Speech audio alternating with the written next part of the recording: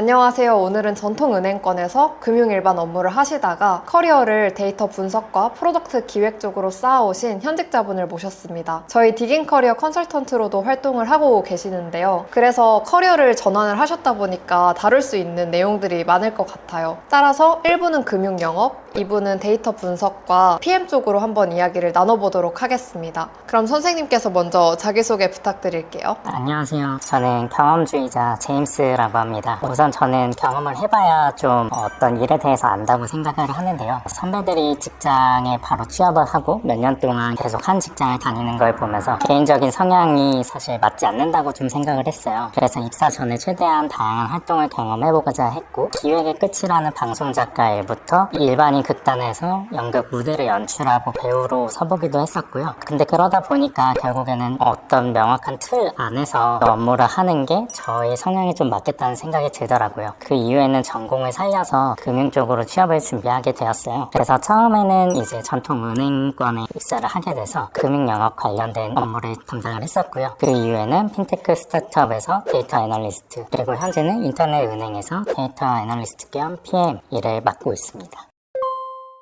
그럼 이번 영상에서는 금융영업 쪽으로 이야기를 나눠보기로 했으니까 관련해서 질문을 한번 드려볼게요. 저희가 어떤 직무를 준비할 때 내가 지원하려는 그 직무에 대한 정의를 꼭 해야 된다라고 하잖아요. 그러면 금융영업에 대해서는 뭐뭐다 이렇게 정의를 해보신 적이 있으세요? 네, 결국에 금융영업은 개인이나 기업에게 필요한 제안을 적절한 시점에 제공하고 상품과 서비스를 연계하는 일이라고 생각을 합니다. 그러면은 기업 고객도 응대하고 개인 고객도 응대를 하게 되잖아요. 그럼 보통 어떤 제안을 각각 하게 되나요? 개인 고객 같은 경우에는 우리가 흔히 생각하는 영업자금을 생각해 보시면 될 것 같은데요. 방문하게 돼서 은행원과 상담을 하게 되면 우리가 대출을 받을 수도 있고, 혹은 여러 가지 적금이나 청약 같은 상품을 추천받기도 하잖아요. 그런 소규모의 제안들을 말하는 것이고요. 그리고 그 외에 기업은 확장된 개념이라고 생각해 보시면 될 것 같아요. 예를 들어서 우리가 흔히 생각하는 그런 가게의 사장님들, 그런 부분들도 일종의 기업이거든요.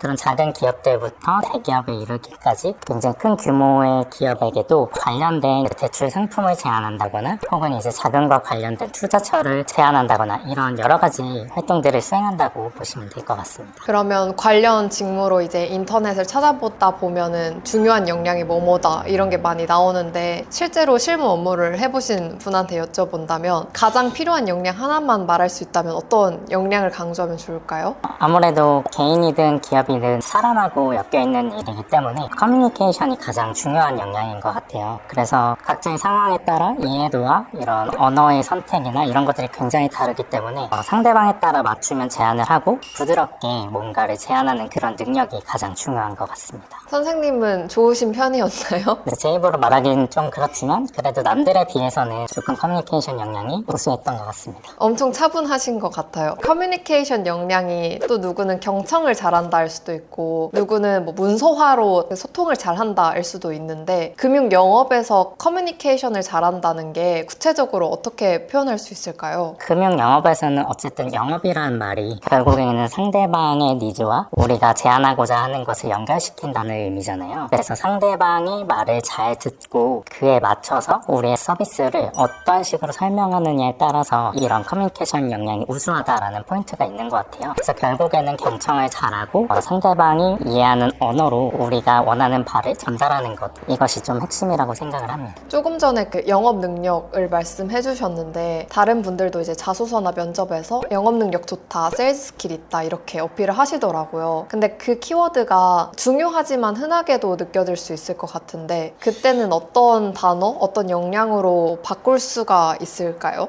영업 능력이란 결국에는 말하고자 하는 말을 잘 전달하고 그다음에 고객을 설득하는 게 핵심인데, 제가 말씀드린 이제 커뮤니케이션 관련 키워드가 대표적으로 함께 묶이는 역량인 것 같고요. 그리고 이것이 특정한 단어가 아니더라도 자신이 가지고 있는 경험이나 사례에 따라서 관련된 역량으로 많이 묶일 수 있는 것 같아요. 뭐 예를 들어 고객 중심의 사고나 혹은 배려 있는 소통 능력, 이런 것들이 일종의 예시가 될 수 있을 것 같고요. 그리고 다른 역량 같은 경우에는 금융인 만큼 꼼꼼함이나 금융 관련 이해도가 좀 중요한 것 것 같습니다. 하지만 무엇보다도 본인의 상황에 맞춰서 경험을 살릴 수 있는 그런 역량을 키워가는 것이 중요한 것 같습니다. 그럼 한 가지 더 질문을 드리면 어떤 역량 외에도 배움을 게을리하지 않고 지속적으로 금융 지식 습득하고 이런 것도 강조하잖아요. 실제로 일을 하다 보면 계속해서 배워야 하는 직무인 거죠? 네, 그렇습니다. 그러면 실제로는 어떤 것들을 스터디를 하세요? 일을 하면서는 사실 가장 중요한 거는 자사에서 나오는 상품이나 서비스들에 대해서 고객에게 정확히 전달을 해야 되기 때문에 새로운 뭐 정책이나 상품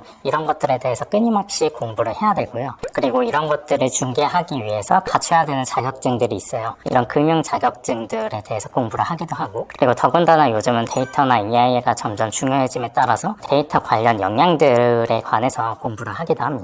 그러면 이게 자소서를 통과하고 금융권은 필기시험이 진짜 어렵다고 들었어요. 저는 준비하진 않았지만요. 근데 이제 합격하신 공부 비결이 있으세요? 일단은 필기 관련해서 생각을 해보면 가장 중요한 거는 꾸준함이 가장 중요한 것 같습니다. NCS나 뭐 인적성이나 어떤 것이든 처음에 문제를 풀면서 감을 잡아가는데 굉장히 오랜 시간이 걸리거든요. 다만 이제 이것을 잠시 뭐 하루나 이틀 정도만 하지 않아도 이 감이 좀 사라져버려요. 그래서 하루에 한 문제, 적어도 뭐 3문제 이상은 풀도록 그렇게 안내를 드리고 있고, 저 또한 그렇게 해서 필기 합격할 수 있었던 것 같습니다. 그럼 마지막으로 선생님께서 취업 컨설턴트로 활동을 하고 있잖아요. 그리고 최근에도 저한테 합격증도 보내주시고요. 그럼 어떤 학생들이 컨설팅을 들으면 도움이 될까요? 일단은 본인이 가지고 있는 경험이나 이런 역량 정리들이 잘 안 되는 학생분들이 굉장히 많으세요. 그래서 이런 분들이 가지고 있는 강점이나 능력을 키워드화하고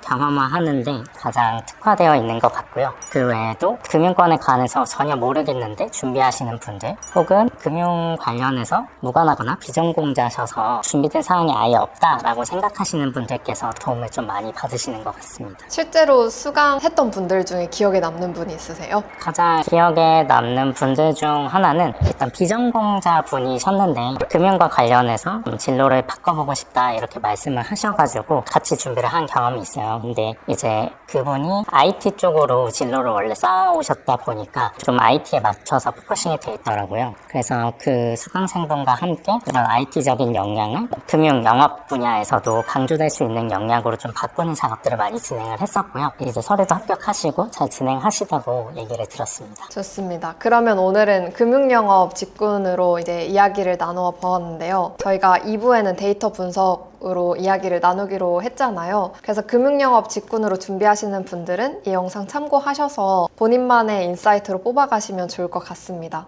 그러면은 오늘 인터뷰 응해주셔서 감사합니다. 감사합니다.